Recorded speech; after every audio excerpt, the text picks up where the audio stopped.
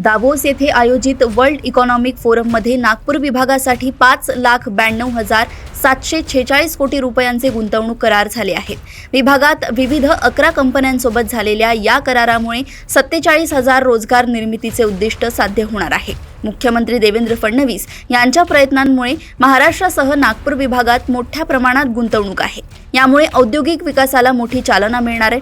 या उद्योगांसाठी 23,276 एकर जमिनीची आवश्यकता आहे। त्यापैकी 1,466 एकर जमीन उद्योगांना उपलब्ध करून देण्यात आली आहे। सामंजस्य करारामध्ये JSW group steel, energy, green mobility, cement आदी क्षेत्रात 3 लाख कोटींची गुंतवणूक करणार असून या उद्योग समूहांमुळे 10,000 रोजगार निर्मिती होणार आहे।